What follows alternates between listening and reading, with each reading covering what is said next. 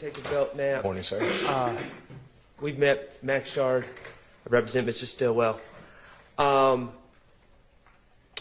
So, I first want to ask you about the search of Jeffery Williams' address at 355 Allison Drive on May 9th, 2022. You were present for that search, correct? I was. You were one of the officers executing the search. Yes, sir. Okay, and you didn't write a report about the execution of that search warrant, did you? I did not. Okay. Investigator Storno wrote a report, correct? That's correct. Okay, and I have asked you to review photos taken during the execution of that search warrant, and I've also asked you to review Investigator Storno's notes or report, correct? That's correct. And you were kind enough to do that for me, correct? Yes, sir. All right, excellent. And Mr. Atkins, if I could have your help displaying any images as Detective Belknap speaks about things, I'd appreciate it. On May 9th, 2022, do you recall who was present at 355 Allison Drive when you executed the search warrant? Could you be more specific? Okay. Jeffrey Williams was present, correct? Yes, sir. Martinez Arnold was present. Yes, sir. Diamante Kendrick was present. Yes, sir. Jeffrey Williams' teenage son was present, correct? I believe so, yes. Okay. My client, Shannon Stillwell, was not present at 355 Allison Drive on May 9th, 2022, was he? He was not. Okay. And you don't have any evidence at all that Mr. Stillwell has ever even been to that residence, do you? No, I don't. Okay. All right. And during that search warrant was sought out by Investigator Viverito, is that correct? Yeah, I believe so. Okay. And during that search warrant, executing that search warrant on May 9th, 2022, you all collected drugs, correct? Suspected drugs? We did. Delta 8 syrup as well? Yes. Okay. Jewelry? Yes. Money? Yes. Phones? Yes. Mr. Williams' cars were seized? That's correct. And I'm not going to ask any questions about any of those things, but you also collected guns, correct? Yes, sir. Okay. In fact, there were 6 guns collected, correct? I believe so, yes. Okay. And you have reviewed pictures taken during the execution of that search warrant, correct? I did. Okay. I would like to just talk about each gun individually. I can go in whatever order you have. If you could just tell us, do you have photos in front of you that display the different types of guns and the different guns that were collected on May 9th, 2022? Yes, I do. Okay. Could you just tell us the exhibit number of the first gun so Mr. Atkins can display it for the jury? The first one I'm looking at is 57XX. Okay. And that gun, from the pictures, can you tell us what type of gun, the manufacturer, anything that you can tell about that gun? It appears to be a GLOCK semi-automatic handgun. GLOCK semi-automatic handgun. Okay. And do you have any other pictures in that sequence that reveal a serial number for that gun? I believe so. The next one is 58XX. Mr. Atkins, if you could display 58XX.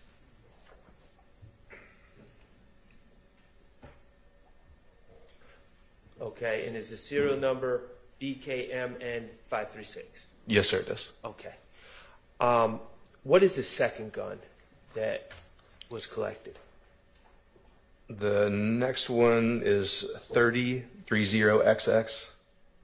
Okay, is there a close-up of that gun that would help describe what type of gun it is? I believe it's 31XX. Okay, 31XX. And what kind of gun is that? It's another GLOCK semi-automatic handgun. Okay. Can you tell what type projectiles or what caliber projectiles that gun fires?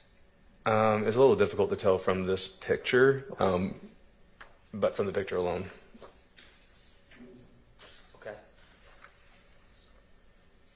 Now, neither of these first two guns were the switch, correct? That's correct. Okay. Could you tell us what about the next gun? What number we should display? Oh, sir, I apologize. There's actually another photo, I believe, of that gun we were just looking at, 32XX. All right. Mr. Atkins, if you could display 32XX. All right, thank you. And for that second gun, that's the serial number? I believe it is, yes. And it's BNU 633. Yes, sir. All right. How about the third gun? The third is 21XX. And what can you tell us about this gun as far as the caliber or the manufacturer or anything? It's another semi-automatic handgun, and it appears to be a Smith & Wesson, although I can't read it on the photograph. Okay. And is that a switch? No, sir. Okay. And is that the serial number? 22XX? 22XX. Yes, sir. All right. Great. Thank you.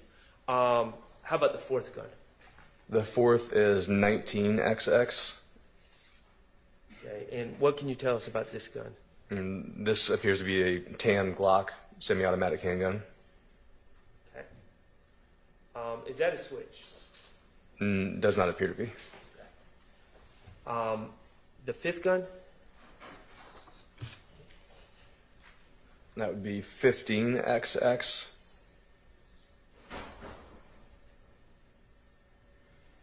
Okay. What can you tell us about this gun? Is there another picture associated with that gun? 14XX and 15XX. 14XX. Let's go with that. What can you tell us about this gun? It's another semi-automatic handgun. Also appears to be a Smith & Wesson. Okay. And how about the sixth gun? This is 51, 52, and 53XX. Now that gun, what can you tell us about that gun? This is another GLOCK semi-automatic handgun, and it does appear to have a conversion switch attached to the weapon. Okay. That is the switch. Yes, sir. All right. Excellent. And those are the 6 guns that were collected from Jeffrey Williams' residence on May 9, 2022. Yes, sir. All right. Great. Thank you. Thank you, Mr. Atkins. Okay. I just want to clear something up. And I'm speaking about, I'm not going to go through individually. I'm talking about all 6 firearms. Okay. Do you have any evidence that Mr. Stillwell has ever touched any of these firearms? I do not. Okay. Do you have any evidence that ballistically, any of these firearms were ever used in the Shamal Drinks homicide? I didn't conduct that follow-up investigation, so I don't know whether it was or wasn't, but I'm not aware of any evidence that it was. Or any of them were. And that includes the switch too, correct? It does. Okay. And do you have any evidence, ballistically or otherwise, that any of these guns were used in the January 10, 2015 shooting of Donovan Thomas? I do not. Okay. Great. Thank you. All right. I appreciate that, Detective Belknap. I'm going to move to your work on March 17th. When you arrived on Meadowlark Drive, you saw the white Audi, correct? Yes, sir. It was still in the parking lot. It was in the driveway, yes. Excuse me. Yes, I'm sorry. The driveway. Still had the Maryland tags affixed to it. It did. Still had the tint. I don't recall noting the tint. Okay. I don't believe the car had been altered. Okay. You don't believe the car had been altered? What do you mean by that? I don't believe the car had been moved or processed at that time when I arrived on the scene. Oh, okay. Okay. You mentioned finding a beanie. Yes, sir. And that is an evidence that was just admitted through you. Correct. Okay. So that beanie would be a separate beanie from any beanie that was collected on March 17th at 2830 Waters Road? I don't know the answer to that question. I mean, it was collected on Meadowlark Lane. It was collected on Meadowlark Meadowlark Drive. Lane. Yes. Okay. So if there's a separate beanie, if there's a beanie that was collected and put into evidence from Waters Road, there's two separate beanies, correct? It would appear so, yes. And the beanie that you collected on Meadowlark Drive was, well, do you know who was wearing that prior to their arrest? Yes, sir. And was it my client, Shannon Stillwell? It was. And you collected that beanie because you had viewed the BP video that Detective Hogan had showed you already, correct? I had. And you had noted that Mr. Stillwell was wearing a pink beanie in that BP video. I had observed that, yes. And that's clear video as far as videos go. It wasn't grainy, it was clear. And you saw Mr. Stillwell wearing the pink beanie. Yes. And that's why you collected this pink beanie, because he was, in your mind as a detective, it was important to collect that pink beanie because it matched what's in the BP video. Well, I agree with that. Just to be clear, it was collected prior to my arrival and was given to me to transport to property. Okay. And you made sure you put it into property? I did. Okay. All right. The bag of drugs,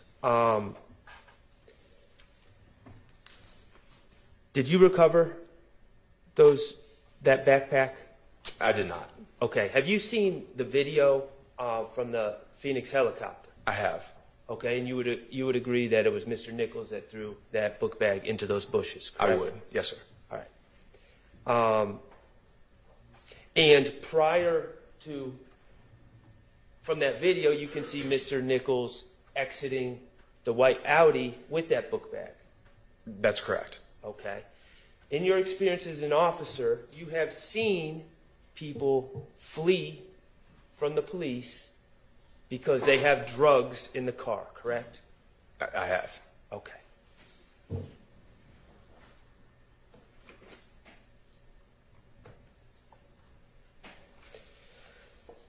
The FN Hurstel 5.7, serial number 386409184, that I believe is in evidence 221 VV. That was collected by Trooper Campbell and given to you for evidence, correct? That's correct. All right. And you would agree that that gun is not a switch. It's not modified, not a switch. No, it is not. Okay. And then later, you were called by an Officer Klickner to collect an FNX 45, correct? That's correct. Okay. And just to be clear, the FN, going back, the FN 57 shoots 5.7 rounds, correct? That's correct. All right. And the FNX 45 tactical shoots 45 caliber rounds. Yes, it does. And those are the two guns that were located at Meadowlark Drive on March 17, 2022, correct? That's correct. Okay. And you collected those firearms and brought them into property, into evidence to preserve for further investigation, correct? I did. Okay. Those two guns, either the 5.7 and the 45, do you have any ballistic evidence linking those guns to the January 10, 2015 shooting of Donovan Thomas? I didn't conduct any ballistics investigations on the firearms, so I don't have any ballistics evidence related to these. Do you have any evidence that connects them to the January 10th shooting of Donovan Thomas as we sit here today? I do not. Okay. And how about, and let me ask you, okay, and how about this? Those two guns, the 5.7 and the 45, do you have any ballistic evidence that connects those guns to the March 14, 2017 shooting of Shamel Drinks? I don't have ballistic evidence of any kind related to these weapons. In fact, neither the 5.7 or the .45 even shoots .40 caliber. They're not capable of shooting .40 caliber rounds, are they? Neither is chambered to shoot a .40 caliber round. Okay. You, just a couple more questions. You indicated that Detective Hogan had you look at the video for the FedEx to identify Mr. Stillwell and also Mr. Nichols, correct? I reviewed the video at some point. I believe that what I initially saw were some of the social media photos of Mr. Nichols. I don't remember what I saw initially. Did you review the BP video at some point? At some point, yes. Okay. This is what I want to know. Did you ever review with Detective Hogan or by yourself the FedEx video from March 14, 2017? Excuse me, March 14, 2022. I don't recall if I ever reviewed that video or not. Okay, so you're not even certain if you've ever seen that video? I don't know. I'm not certain if I have or not. Okay. All right. Thank you. No further questions.